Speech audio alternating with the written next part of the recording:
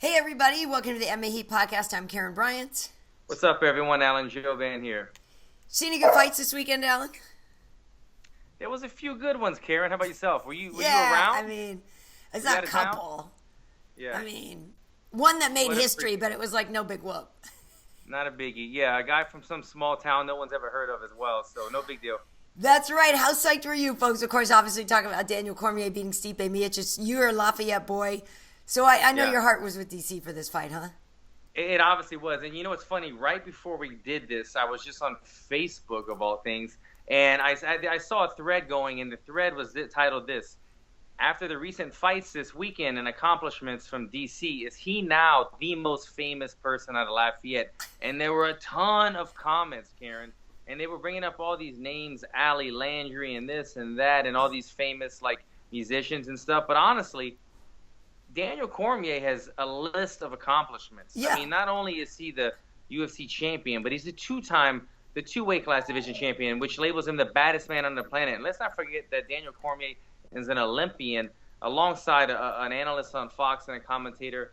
I'm very proud of Daniel Cormier. He's a guy that I really do look up to, and because I'm really interested in people that spread themselves out and accomplish goals in a vast array of areas. And he's done that, and everything he's done in life, he's been successful at it. So I was super happy to see him do it in that fashion when he got on the mic and said, I'm 39 years old and I'm a two-division champion. Dreams come true. He kind of like mimicked the Lyoto Machida saying, right. Dreams do come true. But it was a great moment. How about yourself? Yeah, well, it was incredible. And obviously, Stipe is incredible. And earlier in the week, when people would ask me, I said, well, of course, my heart is with DC. I work with him. I love the guy. But my head says Stipe, because Stipe did everything leading up to this to make you think that he was going to be heavyweight champ for a long time when you think about all the people he beat, Yeah. But as the week went on, as I saw DC, I was like, I think he's going to pull this off, right? So he came to the desk with us on Friday for the weigh-in show, and he came first. And it was funny because all three of us, Kenny, Mike, and I, are all saying this. Like, DC was there, and he predicted to us, he told us, I'm going to knock Stipe out. I'm this, I'm that. And, like, he looked so, he weighed in 4 pounds heavier than Stipe, and they totally carry it differently or whatever. But DC was saying all the right words. His confidence was through the roof. He walked away from that desk, and the three of us were like, this guy is going to actually do this, right? He's going to pull it off. But then Stipe came in, and it was like, well, dude, this dude's crazy confident. Like, this dude's going to pull it off. You know what I mean? So we were really torn. In terms of confidence, they both seemed equally confident. But on the day, the three of us were like, I don't know, man. There's just something going on. DC's going to pull this off. Like, he's actually going to do it. And then when he did, we went mental. Like, and that was the thing. And where our Fox desk was set up, there were people in stands right next to us. And they saw us all losing our minds. And I even said to somebody, because, I was like, we have so much respect for Stipe, which is why this accomplishment is even more monumental. Do you know what I mean? Against another person, it may not have felt the same. To be able to do that to Stipe was what made it even more insane. So we were just thrilled. I mean, like you said, not only to Stipe, but to put him away, to knock him out. Maybe we're DC fans. Maybe he's a Lafayette guy. Maybe I'm making too much of it. But it was like an Ali moment for me. Yeah. The picture that I saw today of Daniel standing above Stipe was unconscious, and Daniel was standing above him, about to hit him again. It looked like some type of Ali picture that you would have seen 50 years ago and like talked about and told the story. That's how monumental it was in my eyes. It was a huge win, like you said, not only to go up in weight divisions and to do it against Stipe, but to knock him out in that fashion. Right. And then to set up the money fights, which we saw the WWE antics afterward, but to set himself up. I mean, Daniel probably does pretty well, but he's really setting himself up to have 1 or 2 more fights that are going to be monumental at the end of his career. Yeah, no, you bring up a couple of things, because there's a part of me, and we'll get to Francis's fight later, but there's a part of me that had to. I would love to have seen Ngannou's face when DC did that, right? Like, if you look at how DC is built and you look at how Ngannou was built, and Ngannou couldn't do that to Stipe, I feel like Ngannou must have been back there like, how did this man... I mean, how could he do what I couldn't do? Like, I mean, but again, that's a whole other story. But in terms of DC, you know, he was undefeated before as a heavyweight. So I knew he could do well at heavyweight. But that was a long time ago, you know what I mean? We're talking 5 years. We're talking a lot of years in your body and yada, yada, yada. For those who were wondering, too, though, Stipe said it was a good stoppage. You know, some people were like, oh, that was an early stoppage. Oh, yeah. And he said no. He's you know, Megan spoke to him afterwards, and he didn't, you know, he's like, no, that was a good stoppage. I looked at it with my team. It's good. I lost. You know, it's not good that I lost, but the stoppage was good. That's all I can say. And certainly, you know, he's hoping for a rematch. But you brought up the thing about the WWE, and I'm curious about that because, you know, Brock was brought in before as an idea of somebody to fight, and you know that's a dream come true for DC. Like you said, the money, the opportunity, it's a dream come true. DC's the hugest wrestling fan, but if I'm being honest, I agree. In the moment, I was like, oh my god, this is insane, and Brock's in there, and like DC's this, and this is insane. But I have to agree a little bit with guys like Curtis Blades who are like, listen, you know, DC just pulled off this incredible accomplishment. He won 2 championship belts. He just became the UFC heavyweight champ. Within 30 seconds, it had turned into WWE. They were like, how about we honor the moment of it being an historic UFC heavyweight fight before we move on to that other stuff. And as much as I loved it in the moment and as much as we were on the air and we were absolutely freaking out that Brock was in there, in hindsight, I sort of agree with that a little bit, that it maybe wasn't great to go full WWE right then. I agree, and you know, this is what it reminded me of. I don't know if this makes sense to you, but being a fighter, but also, you know, being a podcast host, being an analyst, being somebody who breaks down fights, and I try to speak very logically about things when I'm talking about it. It's different than being a fighter. Being a fighter is being confident and being emotional. Right. Being an analyst is taking a step back and being thoughtful, okay?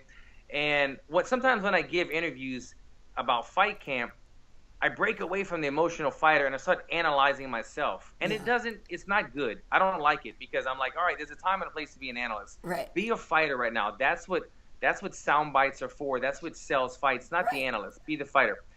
What I'm getting at is I wish DC would have stayed the fighter right there. Right. He went into the WWE mode. He's an analyst, but he's also a WWE fan, and he knows how to play the game. Yeah. He knows how to do the heel and the hero and all this stuff, and he's too familiar with the WWE. Right. And as soon as Brock stepped in, or before Brock stepped in, he initiated the WWE part. When he grabbed the mic, the way that he called him out, when he came in the ring, when Brock Lesnar did the half-ass push and DC kind of played it off. It was actually a pretty good push.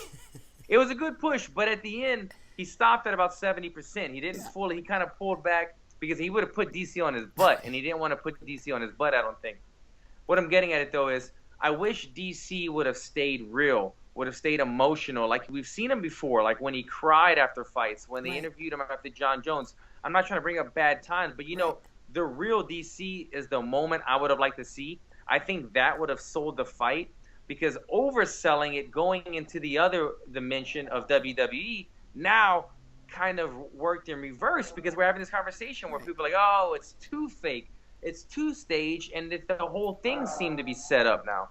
Yeah, it's hard because he's such a fan. Oh. And if honestly, DC's done that kind of call out before. After Gustafsson, I think it was, when he was like, there's a man out there, da-da-da, and he's like, John Jones, get your shit together. Like, so he's done that kind of call out before, but I guess since he was calling out a UFC guy, it even though it had WWE overtones, he was a little different. But again, I don't want to take away from his moment because that's literally, obviously, the biggest thing, you know, that's ever happened to DC, and the Brock part of it just added to it for him. Like the Brock part of it is what was like the icing on the cake. Do you know what I mean? And so I understand that for certain people that was ideal. And as I said, I'm not going to pretend that we weren't all going mental on the air because we had to go live right away. And Brock, it was all still happening and we were all losing our minds. But I really do understand the complaint that guys like Curtis Blades, that other heavyweights have of it seeming to disrespect the moment. I do get that. But I got to say this. How big did Brock Lesnar Huge. look next to DC? And at first, I was like, okay, I know Brock's big. Okay, DC doesn't have his shoes on. And then I saw later that Brock was wearing cowboy boots. Right. He's already a huge man. What is he, 6'5"? He's 6'4"? massive. He's massive. And then you put some cowboy boots and a suit or whatever the hell he had on against DC, who's like 5'10" with no shoes.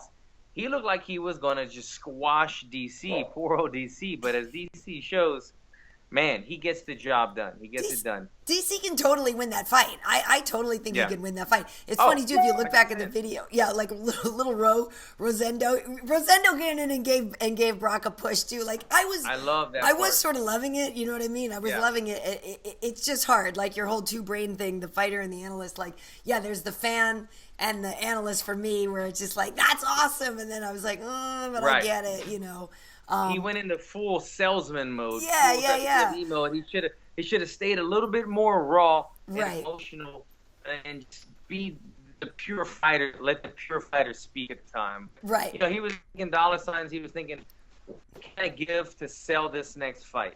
Yeah, no, and he came up to the desk with us and, you know, was really the DC we expected then, you know, a lot more thoughtful and explaining everything that happened. I think the one thing that he said that everybody's kind of blown away at is that he said that he, once he figured Stipe didn't hit that hard, he was like, nah, whatever.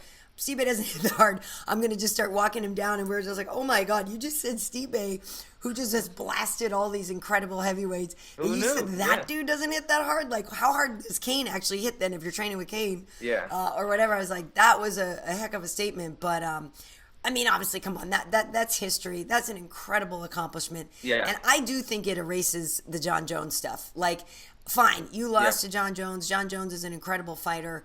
But all of the things that DC has done now, all of the things that he's accomplished, no way can anybody call him a paper champ. No way can anybody, you know, disrespect him.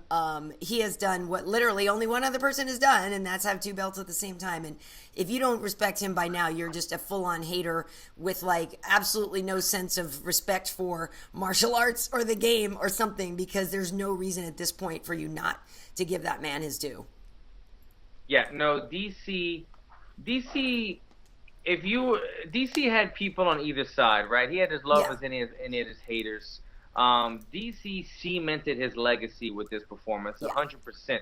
Even the haters that aren't fans of DC now have respect for DC. There's nobody that can talk trash against him anymore. You may not like his fighting style, you may not like his personality, but everybody has respect for DC now. Like you said, he's done with only one other person has done before in Conor McGregor, but he did it. I mean, he did it against guys like Stipe. You know, we're talking about the baddest man on the planet, and we're talking about the baddest heavyweight that we've ever had get knocked out cold by Daniel Cormier. And now we're talking about Daniel Cormier. We talk about his legacy. We talk about a guy who's undefeated at heavyweight. He was also the Strike Force Grand Prix heavyweight champion. I mean, the resume goes on and on. It was an amazing night. I was super, super happy for DC. Yeah, we went crazy. And the thing about it was, is we really needed that because that Francis Ngannou Derrick Lewis fight right beforehand, I was losing my mind. I freaked out. I kind of freaked out a little bit. And I went in a little hard on a tweet. And then later on, I was like, okay, I've calmed down some.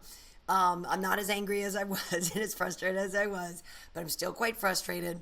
But today, Francis even tweeted out an apology, basically. And he's like, yeah, I did. Everything that you think happened. I was still too frozen up after losing to Stipe. You know, I was too gun shy to pull the trigger. Like, all that critique you're throwing on me is 100% true.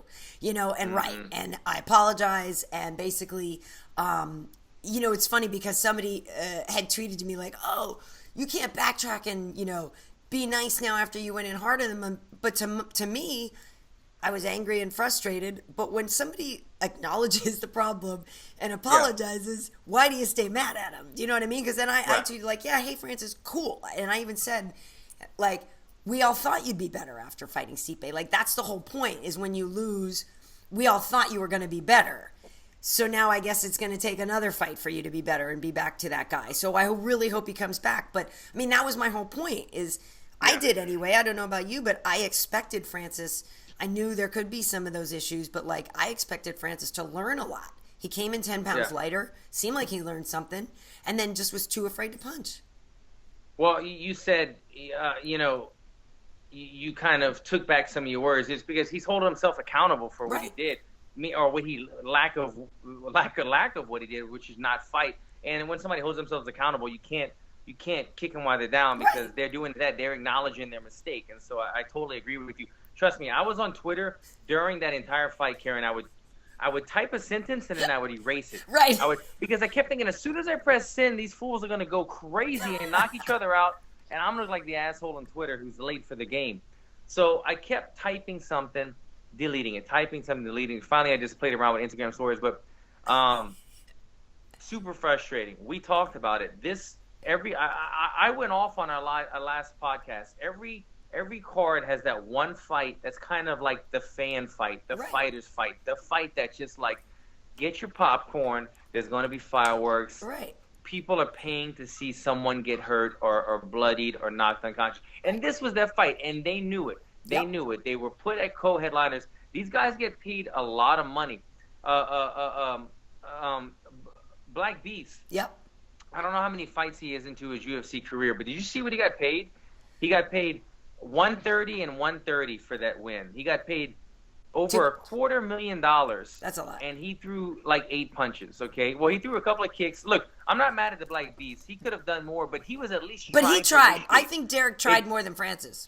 Derrick tried. It takes 2 to tango, and if one person is coming forward and the other person is taking 2 steps back every 1 step you take forward, it's hard to dance. You can't jeopardize getting knocked out by overexposing yourself. But he was inching in the range, and Ngannou was not participating in the fight. Honestly, I'm glad. And you know what? You spoke about Ngannou calling himself out. I was very proud of Derrick Lewis in a post-fight presser as well, saying, you know what? I don't deserve a title shot after this. I need another 2 fights. I think I set myself back. I applauded him for that. But to be honest, when the scorecards were read, although if you really broke down the fight, you could say Derrick Lewis was the aggressor. Right. I don't think you award a winner in a fight where nobody takes damage, nobody throws a shot, nobody does anything. I don't see you just awarded. And again, I'm a fan of Derrick Lewis. I'm rooting for him, and we both are. Both men. I really, really like both men's personality, their fighting style, their fight personality. I like it all. But I don't think you award a guy a victory. He now has a victory on his resume saying, I beat Francis Ngannou, and he got paid $130,000 win bonus for that. Like, I don't think you give a guy that type of victory. A win over Francis Ngannou is substantial. That's a very big victory. And $130,000 win bonus for a fight that no one engaged for 15 minutes. Honestly, I was like, they should punish these guys by giving them a draw, and then Dana chews them out and says, look, you guys better throw down your next fight. So I was kind of upset that they awarded a winner, that they were paid so heavily for that. But again, I like them. I'm not trying to kick them while they're down. They held them, both of them held themselves accountable for their actions. I think both of their next fights should be pretty entertaining after coming off of that boring fight. I think they both know they need to really step up the game in the next fight. So look out for those next fights. Absolutely. And I agree with all you said. And I know that Derrick has had some back issues. So that has had, held him back, but no pun intended, but hopefully he can get that fixed up, because, we need heavyweights, and those are big marquee names that usually people show up to see. And I'll be interested if Francis, if both of them lost some fans in that fight. I got to believe they probably kind of did. So it's going to be quite the effort, I think, to gain our hearts again. But one knockout changes everything, And that was what I said, too. I said, I have mad respect for these guys, and I know they've put it all on the line before. I have total respect, and I know that one punch can change everything. But you signed a contract for a fight, and you didn't fight. You know what I mean? Yeah. So I have a right to be mad, I think. I agree. And like you said, they might have lost some fans. We were talking a couple months ago, Karyn, when Ngannou was going to fight Stipe, and I kept saying, Ngannou just has he's got that X factor. He's the guy that you want to see, like on the heavyweight, the baddest man on the planet. Right. This is what you imagine. He's got the figure, he's got the body, he's got the look, the style, and you have to have that mystique about you. And he lost a bit of that mystique. in this fight, because it showed that he was scared and he was timid. And it's not like he's coming off of a knockout. You come off of a knockout, you're gun shy because you don't want to get hit because you're scared you might go to sleep again and have this nightmare all over again. But he got out wrestled. Now he's fighting Derrick Lewis. Why not let him fly? To transition into another fight, I kind of compare it to a guy like Mike Perry. Okay. Love him or hate him. Mike Perry, he's not the best fighter. And I'm not trying to talk down, but I'm saying he's not the most technical fighter, is what I should have said. But when you sign Mike Perry up for a fight, he's going to bring it. He's going to come forward. He might win, he might lose, but he's going to swing. He's not going to be timid. He's going to bring it. And that's what we kind of thought about Francis Ngannou, that he knocks people's heads off, that he's the baddest man in the planet. And he showed us that he's not really that all the time, so he really needs to prove something big in the next fight if he wants to carry that reputation of being the scary individual. Yeah, I agree with you. But, you bring up a good point in that Mike Perry fight. I had picked Felder to win because I think he's more technical.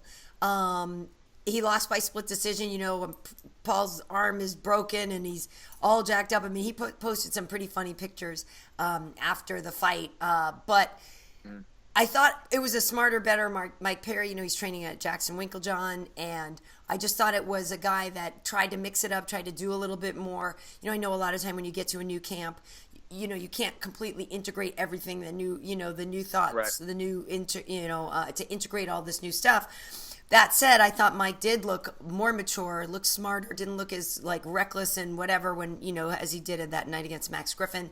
I'm a huge Paul Felder fan. I think he's awesome.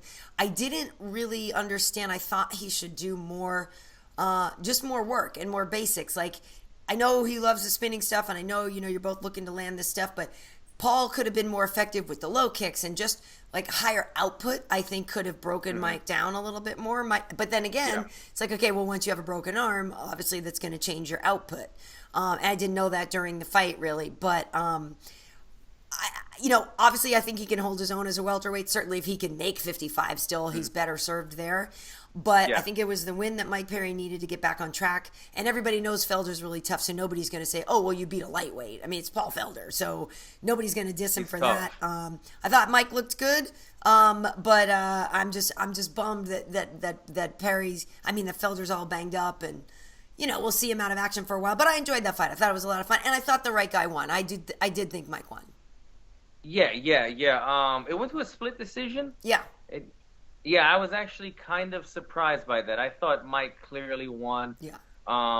Definitely in terms of damage. I mean, Felder was busted up, but that fight was a war. Felder is a warrior. Felder is a warrior. That guy is so tough. I mean, to break your arm in the first round, I think it was. Yeah. Well, no, let's take a step back. To start the fight with the headbutt. Yeah. And to cut your eye open and there's blood in your eye from a headbutt. Headbutt's worse than a punch. I mean, it rocks you. And then to break your arm, and then to have to fight an aggressive Mike Perry the rest of the fight like that. Yeah. And this is the first fight that Mike Perry has won that he hasn't knocked the guy out. That it's went to a decision. And so he stayed in the fight even though he was hurt. Applaud to Paul Felder. But on the other end of things, you also have to look at it and say, man, Paul Felder had a broken arm the entire fight and got headbutted in the first round and blood in his eyes. Right. And Mike Perry wasn't able to put him away. So it's kind of like how you want to look at it. You know what I mean? I think more so in terms, it just shows the toughness of Paul Felder. Right. But at the same time, you can look at it like, man, Mike Perry, you were fighting a big 55er, but nonetheless, a 55er with a broken arm and two cuts, and he wasn't able to finish him. I was a little surprised by that. But all in all, what I took from the fight, it was a war. Applaud the both men for putting on a great show. And, Paul Felder, he's a trooper, man. That's tough. You could see when Mike Perry was trying to grapple with him, he was trying to break the body lock, but he had no strength. And then that time that Mike Perry lifted him up in the air, he had to come down and base on the broken arm. And I just cringed when that part happened. I thought, man, he had to feel that in the arm. So he was going through a lot of pain, I guarantee you, in that fight. Exactly. Well, I think that's what they were saying is when that could have happened, is one of the times when he got tossed and came down. I think it was from the spinning back fist, but it might have re-injured him. Also could have been, right. Well, another fighter, it's funny because we talk about Francis not being able to bounce back from defeats. Anthony Pettis starting to look like the old Showtime again, which I love. I've been a big Pettis fan for a long time, but it's been hard lately. He's been up and down, and just didn't seem like things were really going right for him, and that something was. It was either a mental thing, because obviously the guy can physically perform, so it just seemed like maybe there was something mental going on. I know in the Poirier fight, his rib got jacked up and popped. Bodacious, your puppy dog bothering you? He is going nuts right now, Karyn. It's the sound of your voice. He's all excited, running. Hi, Bodie. But yeah, with Anthony, he told us after the victory, because he submitted Chiesa. Chiesa's a guy who usually submits people. Anthony has submitted Rafael Oliveira in the past and other people. I mean, he submitted Benson Henderson to win the title. So it's not like he doesn't have jiu-jitsu, but, we know Anthony as a striker more. But that was his thing. He told us, he said, listen, I got away from my striking. I started doing too much wrestling. I was listening to people that were telling me I needed to use more wrestling, and I was implementing that, and it wasn't, it's not my thing. And I got away from who I really am, and I'm getting back to being the real me, and I'm getting back to doing what I know I'm meant for and better at.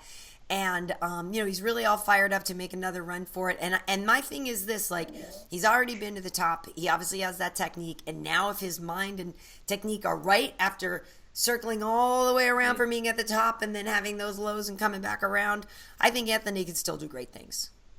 Yeah, I mean, we talk about jiu-jitsu. You talked about a list of the black belts, or even if they're not black belts, the high-level grapplers that Anthony has submitted. Let's not forget, even in the Dustin Poirier fight that he lost, he had Dustin locked in a triangle or an armbar 2 or 3 times. They were so slippery, though, with all the blood and everything, but he was all over him. He had Dustin in a bunch of trouble. Yeah. Like you said, it was slippery. The round might have saved them. And also, Dustin is a very underrated grappler himself. Right. I've rolled with him. He's very good on the mat. So Dustin finds ways of getting out of there. But it just shows that Anthony has a dangerous guard game. But right when the fight started, Chiesa kind of barreled his way in, got Pettis down, and I was kind of thinking, yep, this is kind of what I was afraid of. Yeah. Chiesa being the bigger, taller, lankier guy who missed weight, the heavier guy, takes Anthony down like a lot of guys have been doing and just kind of manhandles him. Right. But once Pettis was able to get to his feet, you saw a change in the fight. You saw a change in the rhythm.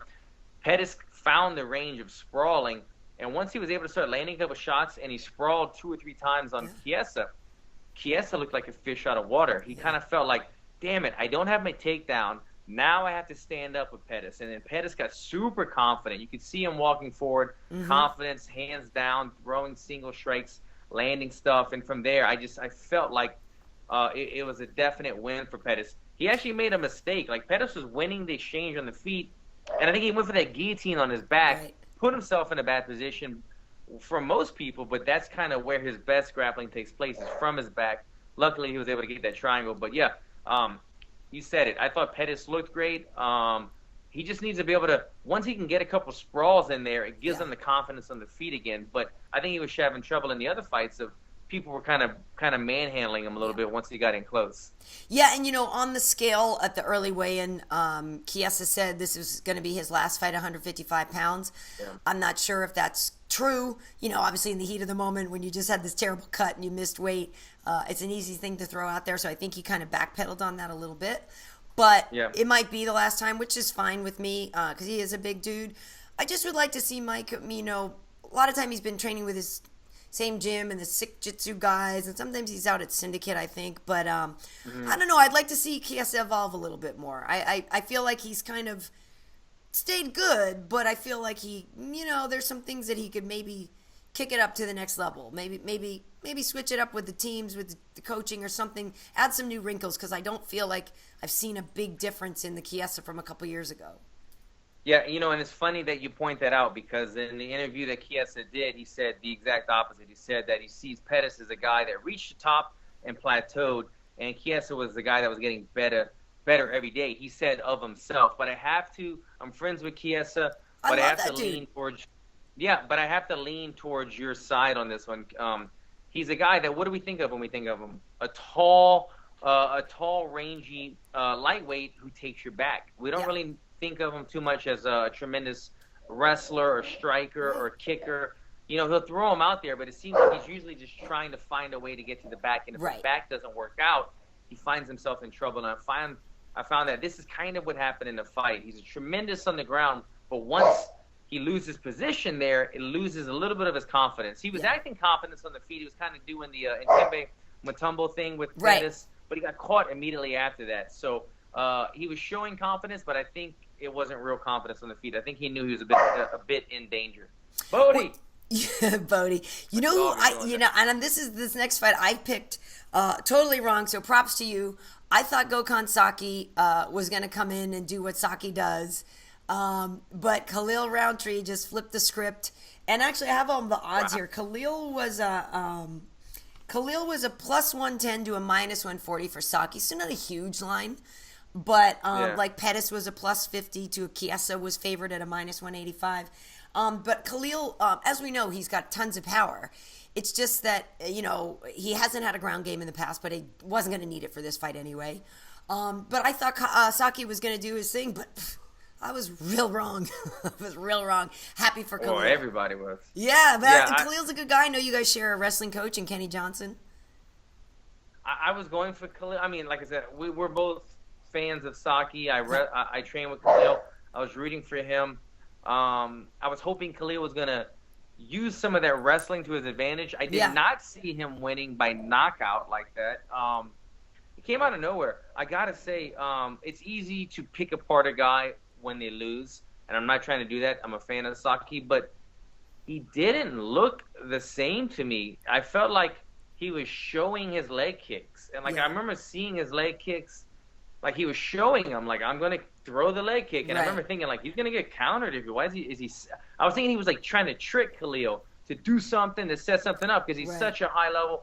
He's the best striker we've ever had in the octagon, probably. And I'm thinking, he's doing this for a reason, He wants Khalil to counter so he could counter back. He's a step ahead. Right. Sure enough, no. He was throwing that kick, and he just left his head on the firing line. Yeah. Khalil threw a 1-2 down the middle, and it was on the money. I mean, he put him down. He went gorilla crazy on him on the ground and pound. Khalil, that was a huge win. I know Khalil, and I know he may not have shown it, but he was super nervous for this fight, Karyn. And he had a lot of inner monologue going on about what's going to happen. This is a big fight for him to win by knockout. This is like a feather in anyone's cap to knock out Saki. And then to get the bonus, like, this is he's got to be on cloud 9 right now. Yeah, I was happy for him. I thought that was really just an incredible, like I said, to me, unexpected, because Saki does that to other people. And like you said, rare to see it happen to him. And Khalil making it to the TUF finals but not winning, and just sort of being up and down. I'm hoping that this can jumpstart some things for him. And if he was really that nervous, if it is the mental thing that had hung him up in the past, hopefully that gives him some confidence to go forward, because as we know, he's a lovely guy, just a really really wonderful guy, and we need knockout artists like that. Yeah, I was saying, you reminded me, I was saying after this fight to everyone that was with me watching, I go, I am not sparring with Khalil when he gets back. He is going to be so confident. He's already like a dangerous guy because he's a big guy and is explosive. But I was like, he just knocked out Saki. He's going to come back to the gym so freaking cocky. I'm not even getting close to him, man. I'm going to be on opposite sides of the gym come sparring day. Absolutely. Well, speaking of cocky, both Uriah Hall and Paulo Costa, also known as Borrachinha, are very confident guys when they need to be. Uriah doesn't always, he doesn't always come off as the most confident guy in every single thing, but when he's in there and when he's landing things, he becomes incredibly confident. You know what I mean? And goes in there and really can let things go. I mean, he dropped Paulo Costa in that fight before he ended up getting knocked out himself. But I really enjoyed that fight. I love how they both gave, and it was a lot of give and take. I think that Uriah, just didn't have the chance to finish it. He dropped him and couldn't get it done. And Paulo is a huge, massive dude with equivalent power there. I guess going into that one, I wasn't surprised by the outcome, I kind of, with Uriah, sometimes for me, I kind of cheer for him because I know a lot of people doubt him, right? And he didn't make the weight before, and people think he was complaining. Well, no, it was a hard weight cut, and if he almost died, like I didn't give him a hard time for that. And I know you have to make weight as part of your job, but I don't want to see somebody die, So my heart was with him. He's also a Jamaican fighter, and I like Uriah. But that said, I was like, yeah, I could see that outcome. Like, Bohashin is kind of a wrecking ball. Yeah.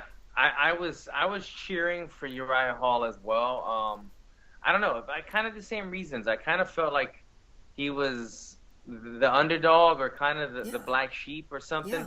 And I was kind of going for him. And I'm not that familiar with Bohashin. I mean, I've seen him fight, but I haven't seen enough of him. He's fun to watch.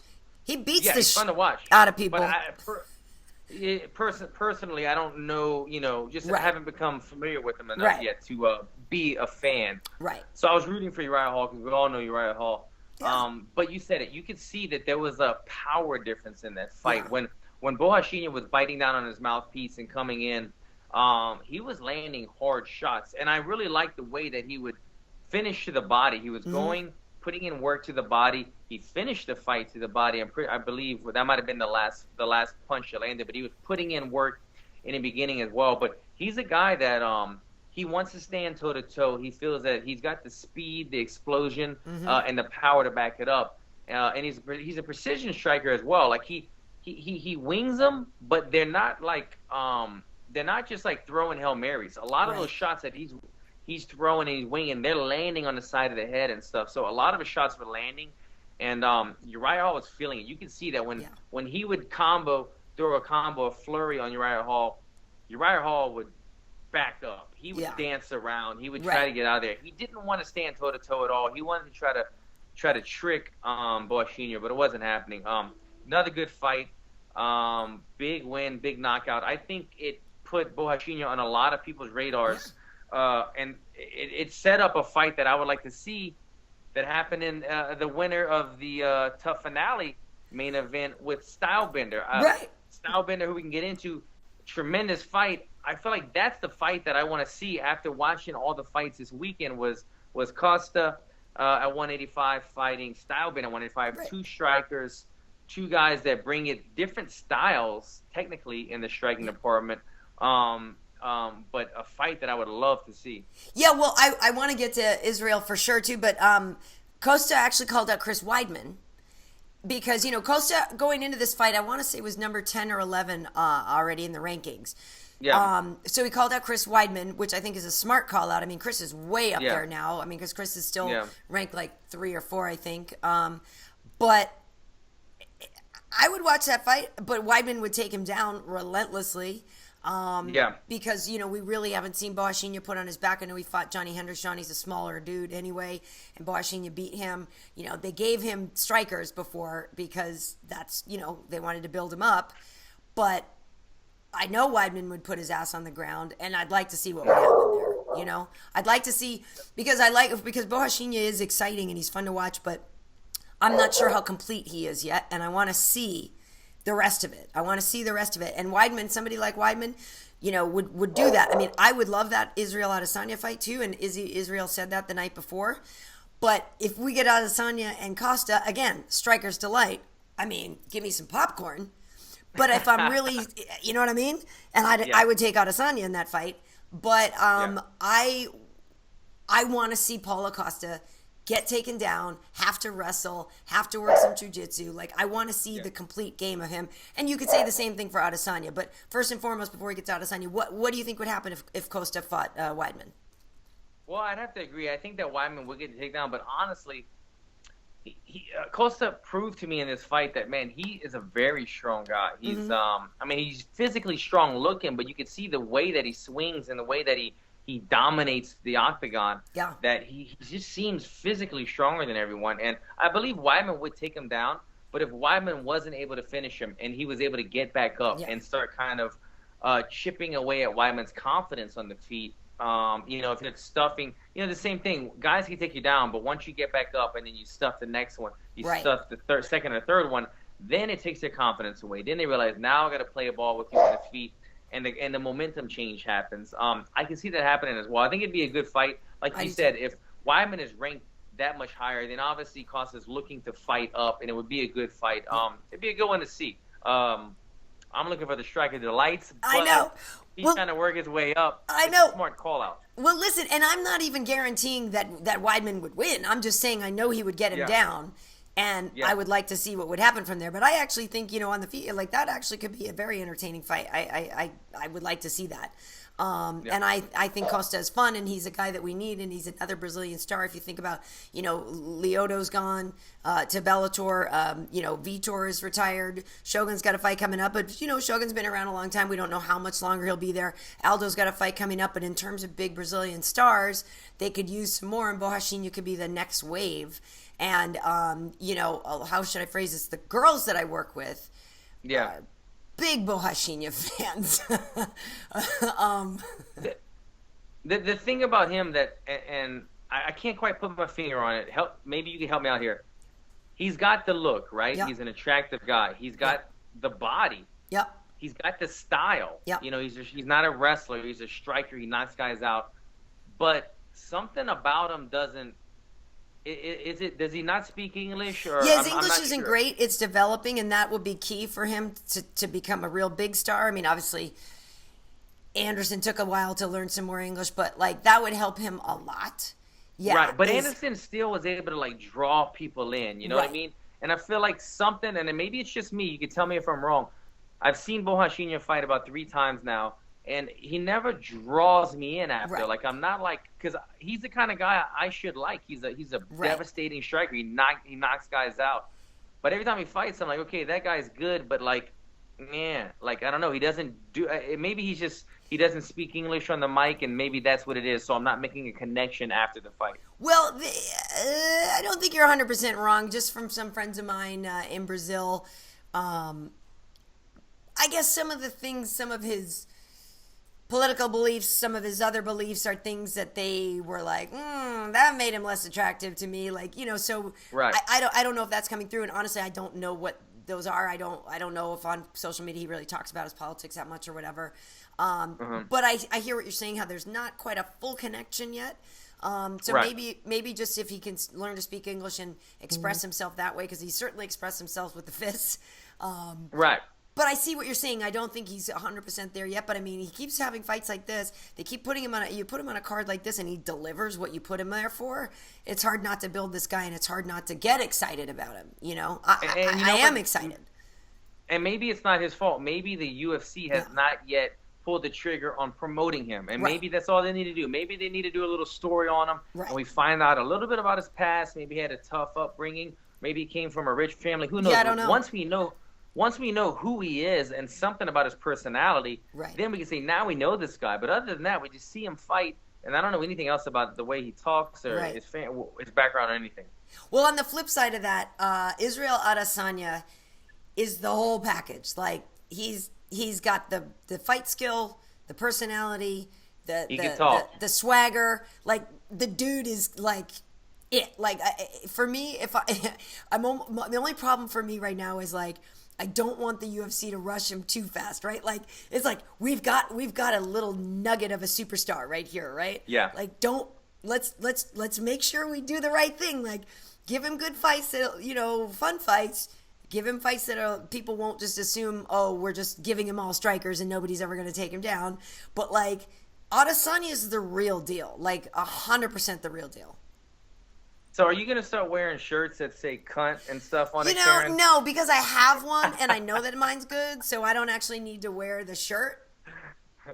I love it. I saw that he used maybe just the word good and an arrow pointing down or something like that. He was saying, I saw some interview, and he's saying that, like, he uses cunt as a term of endearment or something. He's like, yeah, all right, cunt. I don't know. It was hilarious. Well, you men all love that, supposedly. But it's funny because, I know Brits use it a lot, and it actually, that word doesn't bother me as much as other words. And we don't need to take a tangent over there. But that word actually doesn't even bother me as much as there's a T word that I just can't stand.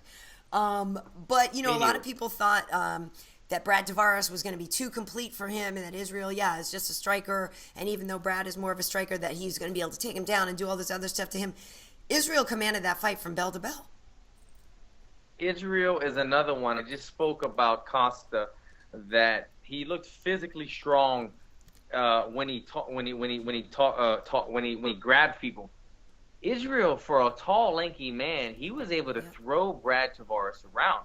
And we see it in his other fights. When guys get double underhooks on the bottom, they still have trouble taking Israel down. Mm-hmm. He's proven to be a lot stronger than he physically looks. And having fought, I've fought, I think, 4 guys in my career that are 6'4".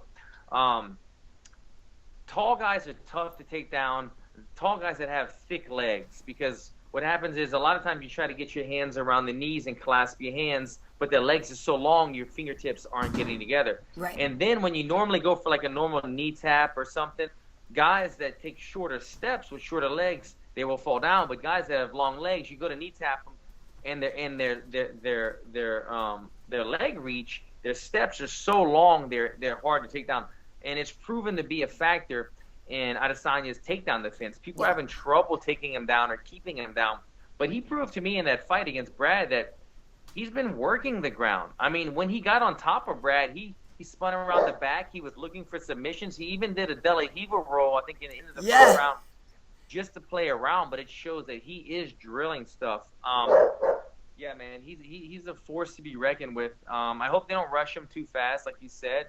But he's a guy, man, that's going to give a lot of people trouble. I think he's great. And, while I was at the Fox desk, Wade was backstage on both Friday and Saturday night. So if you go to YouTube, our MMA Heat channel on YouTube, or MMAHeat.com, or even on our Facebook page or Instagram, you'll find the stuff there. But Instagram is just links or whatever. But so he got, all the post-fight interviews after the TUF finale and after UFC 226 and the press conference in D.C. and Dana and everybody. So you could, geek out on this stuff for a long time, getting everybody's thoughts on that. I was happy for Brad Katona getting that featherweight win there in the TUF finale.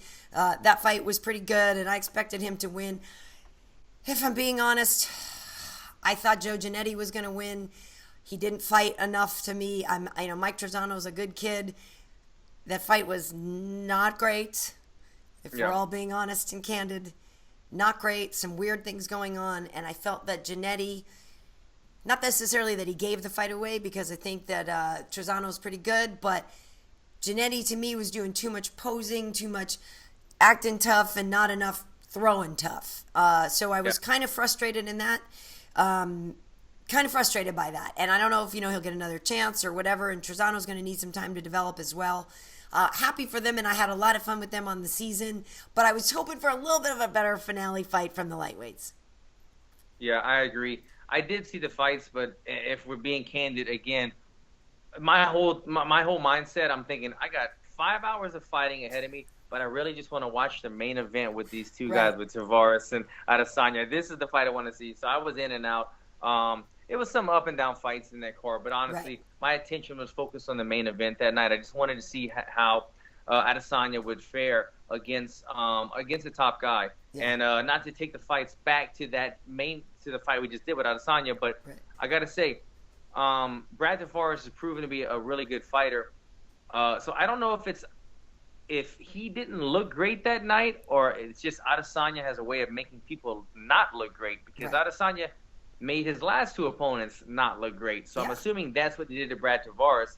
But I thought Brad Tavares didn't look that great. He proved tough. He was super tough and a tremendous amount of heart. And I was kind of with him during the fight thinking, man, he's so tough. He's going for it.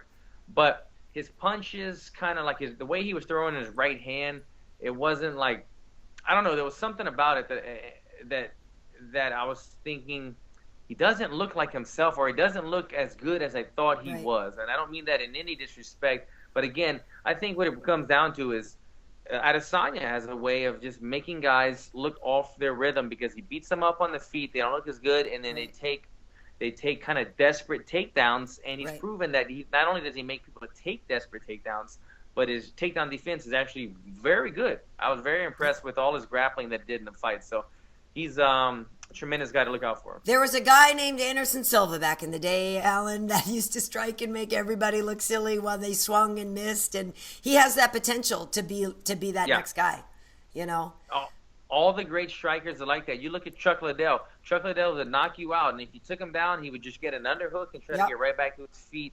Anderson Silva made guys take silly takedowns. Adesanya has that. Yeah, they say he has a John Jones physical look somewhat, and the creativity of John Jones, but he has the swagger of Anderson Silva and the takedown the defense of all of them. So he's a guy that could be a big star. Yeah, if they're smart, they'll travel him from New Zealand a lot and get him in front of cameras and get him in front of media because he's great. We interviewed him after the show as well, and I was the one who told him he got a bonus, and so he's like freaking out and celebrating, that he got a bonus on the air with us and stuff. And yeah, that dude is cool. I am a fan. So all in all, it was a really great week. Some fighters learned some lessons, but you know what? We have a champ now, and it's funny because I asked DC. I said, "Hey, what kind of cakes do you want when you come back to work?" Because, we usually do a celebration cake.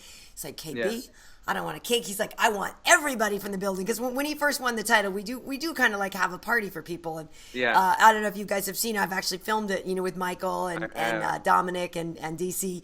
So he's like, he basically wants a parade. He's like, I want everybody from the lot. He's like, and I want Colin Cowherd down there and Skip and Shannon. I was like, I want everybody coming in there. And I was joking before. I said, DC, we're going to have to like grease the doorways because your ego and your head is going to be so big that we're not going to be able to get you through the door. Being the champ. All that said, I couldn't be more proud of the guy. Really, really just thrilled for him. And what a way to end that week. It was pretty spectacular. Well, when you see him, tell him that I said that I commented on the feed on Facebook that, yes, DC is now the most famous person out of Lafayette, Louisiana. And that will be my gift to him. Awesome. That's your gift. All right, folks. Well, on social media, I'm at KB Heat on Instagram, Karyn Bryant on Twitter and YouTube. I am, are you doing UFC Now with me tomorrow? Yeah, right? No, I'm not. Oh, okay. I'm doing UFC Now. Oh, it's Kenny, I think, and Jessica Penne. Then we have UFC tonight, and on this weekend I'm working the Idaho fights, Junior Dos Santos in the main event. Kevin Lee is going to be getting his first try at the desk with us, folks. So, so Kevin Lee is going to be there with us on Saturday for the fight. So if you guys are Kevin Lee fans or if you're Kevin Lee haters, either way, tune in. I like the dude. Baby. I actually like Kevin. I think he's got some swagger, but I'm interested to see how he does behind the desk because, as we know, it is not as easy as it looks. And he actually said that to us once after he came on the desk just for a few minutes. But I'm looking forward to it. Fight week keeps cranking out, so I'm looking forward to more fights this weekend. Where can they find you, Alan? Yeah, well, he ain't shy, so I'll be interested to see how well he does. At Alan Jouban across the board, guys. Check me out, Instagram and YouTube. Awesome. All right, well, thank you. Why don't you go play fetch with Bodie or something? He needs it. I need to. That guy's going crazy. My son just got up from out of bed. I don't know. I got to go put these It's raining cats and dogs. All right, Alan, we'll see you soon. Yeah. All right, good night, guys.